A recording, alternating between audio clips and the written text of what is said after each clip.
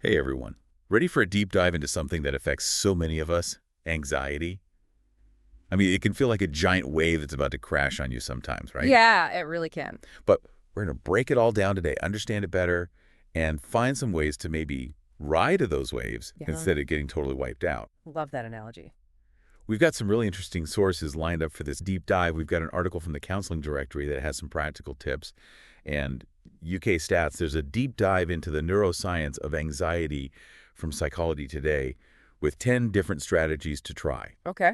And there's a blog post from Washington Internal Medicine that gets into lifestyle changes and also when we should seek professional help. Wow, so we're covering the whole anxiety spectrum here from everyday worries to when we might need a little extra support. Exactly, yeah. And speaking of the big picture, the Counseling Directory article starts with some stats about anxiety in the UK that were pretty shocking. Oh, really? Yeah. They say 6 out of every 100 people in England are diagnosed with GAD, generalized anxiety disorder. That's a lot of people. It is. Yeah, if you think about that, that's over 8 million people across the UK dealing with this. Wow. And what's even more concerning is that less than half of them actually seek treatment. Yeah, it makes you wonder why so many people aren't getting the help they need. Is it stigma? Do they maybe not realize it's anxiety? Yeah, I mean, it's probably a combination of things, you know. There's definitely still a stigma attached to mental health issues. And a lot of people maybe try to just power through it instead of asking for help. Yeah. And then there's also, the issues with resources, long waiting times, costs, so it's not always easy to get the support you might need. It's a shame because untreated anxiety can have such a big impact on people's lives, Oh, absolutely. affecting their work, relationships, even physical health. Yeah, It really highlights how important it is to talk about this openly and try to break down those barriers. totally, totally. And besides, getting a sense of how widespread anxiety is, it's really helpful to understand how it actually works. The counseling directory uses this analogy of a tug of war to explain how resisting anxiety can actually make it worse. Oh, yeah. Have you ever noticed that? Oh, 100%. Yeah. Sometimes it feels like the more I try to push away anxious thoughts, the stronger they come back. Yeah, it's like they're taunting you or They something. really are. They're like little bullies. They are, those thoughts, they can be. And Psychology Today sheds some light on this. They talk about how the anxious mind kind of exaggerates threats and underestimates our control over situations. Right. And this ultimately just leads to exhaustion. It's like constantly living with your internal alarm bells going off? Oh, yeah. So it's not just the thoughts themselves, it's how our brain processes them that throws us off balance, right? Exactly. So how do we start to calm that inner storm? Counseling Directory gives 6 practical tips, and they start with breathing techniques. Right.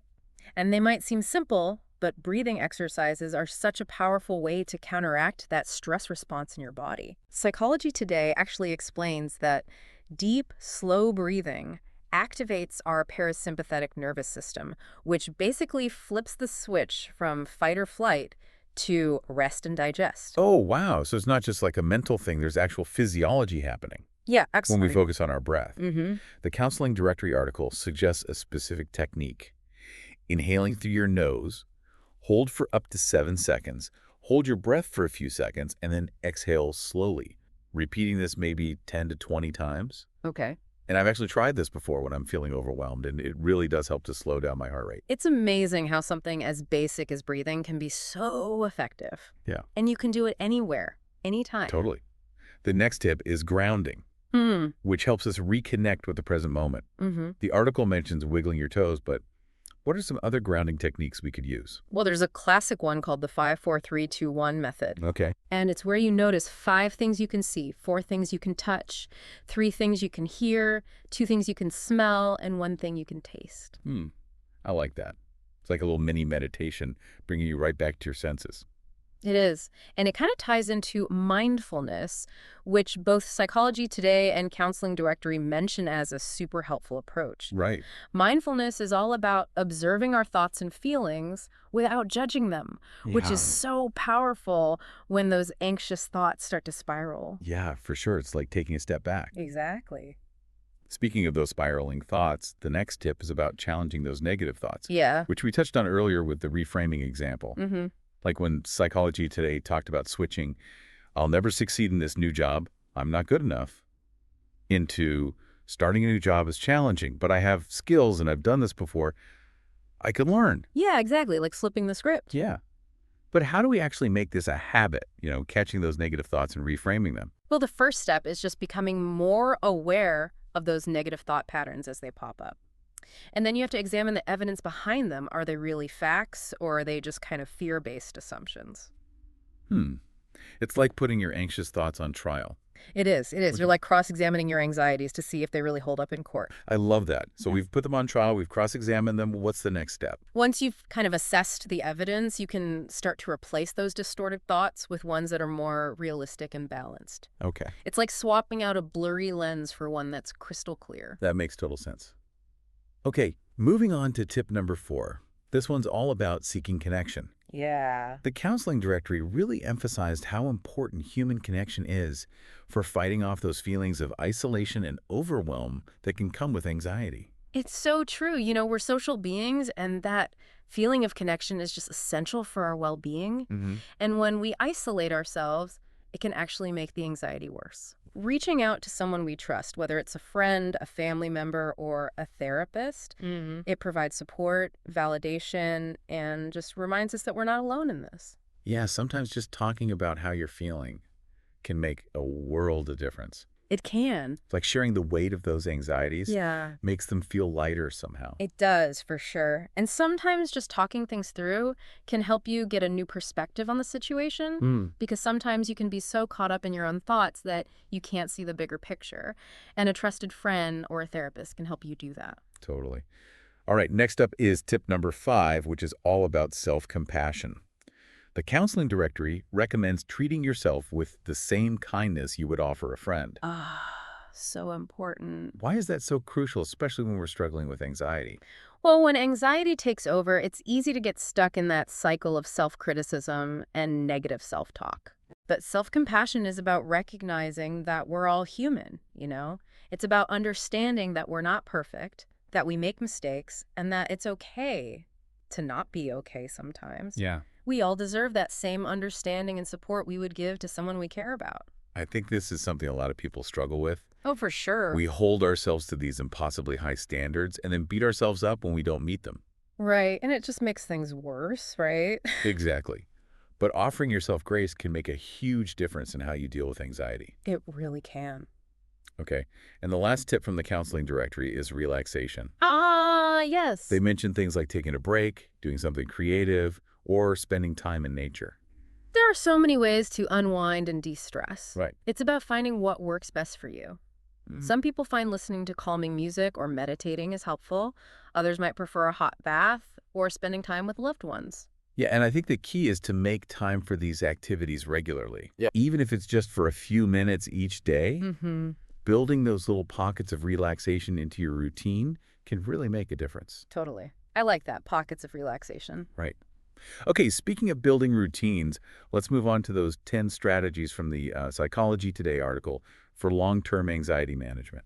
All right, let's do it. Yeah, these strategies are all about, building resilience in the long term and kind of changing our relationship with anxiety. Okay. We've already touched on a few of them, like reframing those negative thoughts, mindfulness, self-compassion, but there are a couple I'm really interested in. Yeah, me too. Gradual exposure and behavioral activation stood out to me. They almost sound counterintuitive, Right. like you're going to face your fears head on. Yeah, they are, kind of. Yeah. So gradual exposure, it's about systematically facing your fears, Yeah. but you do it in a controlled and gradual way. Okay. So it's based on the idea of desensitization. Basically, the more you expose yourself to something that triggers anxiety, the less power it has over you. So you're not just jumping in the deep end right away.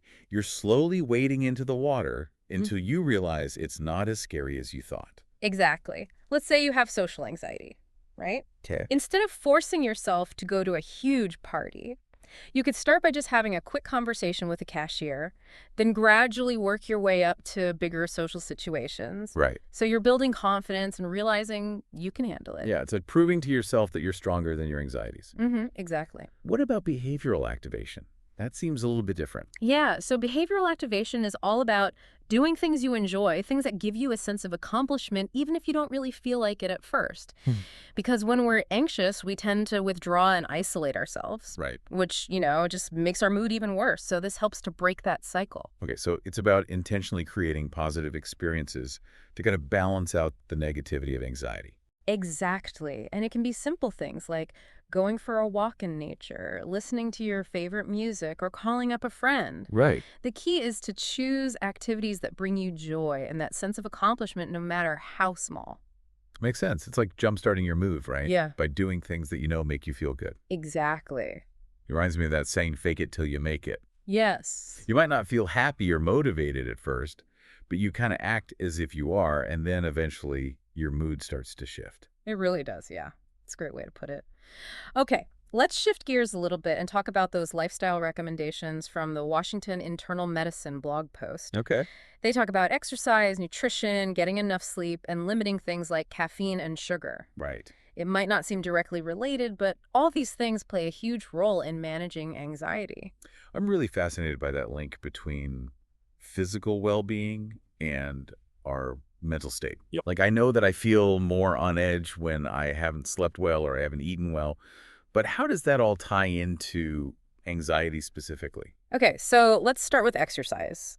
We know it's good for us physically, but it's also a powerful mood booster. Right. When you exercise, your body releases these things called endorphins, Yeah. which have mood-boosting effects. Okay. And it's also a great way to just release all that pent-up tension that can build up when you're anxious. So you're literally shaking off the anxiety. You are. And you know what? It actually ties back into that behavioral activation strategy we were talking about. Oh, yeah. Intentionally moving your body can shift your mindset.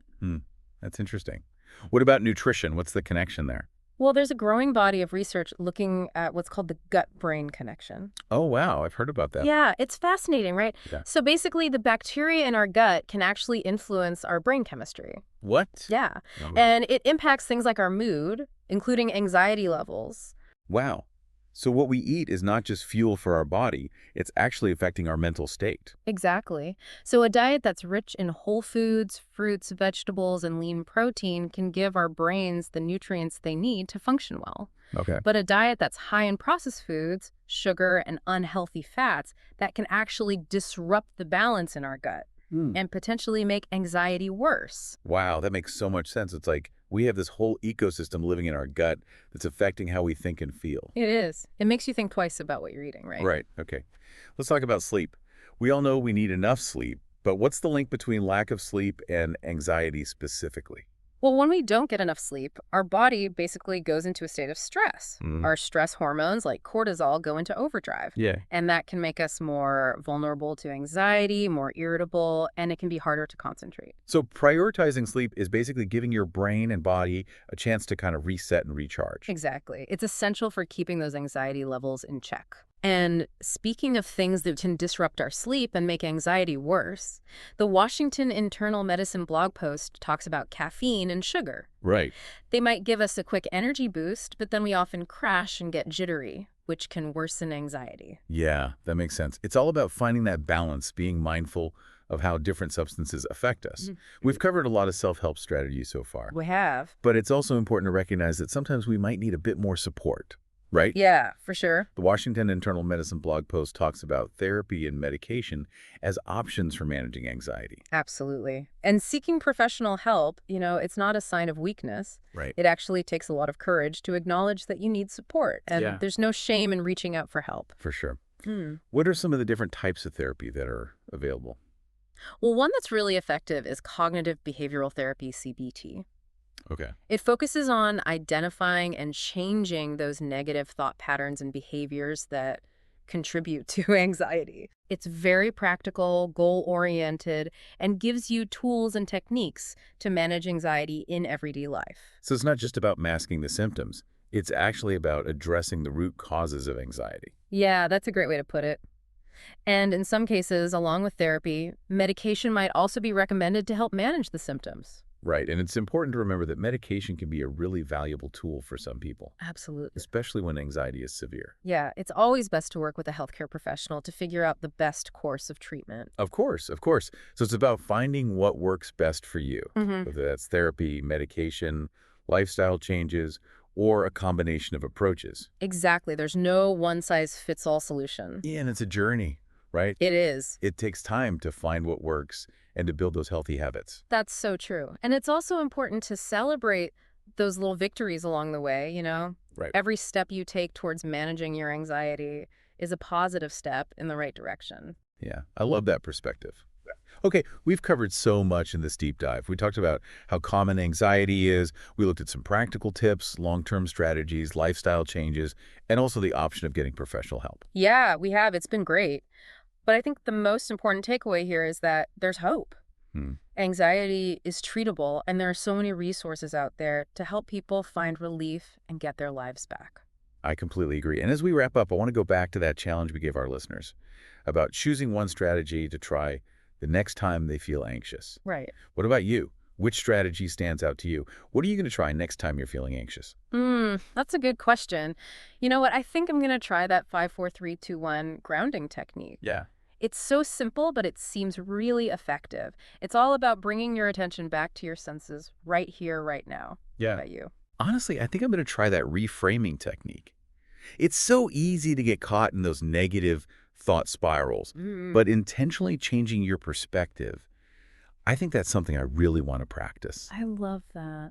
because it's a reminder that we do have a choice Yeah. in how we respond to those thoughts. Mm, We don't have to let them control us. exactly. And even if it feels a little awkward or uncomfortable at first, just remember every time you try one of these techniques, you're actually building new neural pathways. You're creating healthier habits. So you're training your brain to respond differently to anxiety, to see it as a challenge instead of a Yeah. threat. Exactly. That's so cool.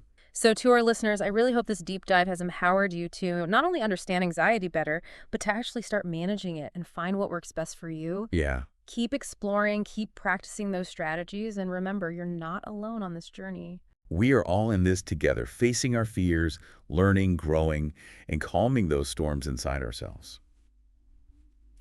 Until next time, fellow deep divers, keep exploring. Well. Wow, it's amazing how much we've learned about anxiety. Yeah, it really is. From those statistics to the science and then all those practical tips, it's pretty empowering, right? Definitely. It shows that even when anxiety feels overwhelming, there's actually a lot we can control. Like we're not just stuck on this anxiety roller coaster. We can grab the wheel and steer. Exactly. But just like with any journey, sometimes you need a co-pilot to help navigate, Yeah. right? Oh, for sure. I keep thinking back to those stats, how so few people actually seek help for anxiety. What do you think could change that? I think a big part of it is normalizing the conversation about mental health. Hmm, The more we can talk openly about it, the less stigma there will be, right. and the more likely people will be to ask for help. Yeah, it's like anything else. The more we share our experiences, Exactly. the more we realize we're not alone. Okay, before we wrap up this deep dive, I want to go back to that challenge we gave everyone, choosing one strategy to try next time they feel anxious. Right. I'm curious, which one stood out to you? What are you going to try next time you're feeling anxious? Ooh, that's a tough one. But I think I'm going to try that 5-4-3-2-1 grounding technique. Oh, yeah. I love that one. It seems so simple but powerful. Just bringing your attention back to your senses, to the present moment. Yeah, yeah. What about you? You know what? I think for me, it's the reframing technique because it's so easy to get stuck in those negative thought loops. Oh, yeah. But intentionally shifting your perspective, that's something I really want to work on. It's a good reminder that we do have a choice in how we respond to those anxious thoughts. Yes. We don't have to just let them control us. Exactly. And even if it feels weird at first or uncomfortable, Right. every time you try one of these techniques, you're actually building new pathways in your brain. Yeah. You're creating healthier habits. So you're training your brain to react differently to anxiety, to see it as a challenge, not a threat. Exactly. That's so cool. Well, to our listeners, I really hope this deep dive has given you the knowledge and tools, not just to understand anxiety better, but to actually start managing it Yeah, for sure. and to find what works for you. Keep exploring those resources, keep practicing those strategies, and remember, you are not alone. We are all in this together, facing our fears, learning, growing, and finding ways to calm those inner storms. Beautifully said. Until next time, everyone, keep on exploring.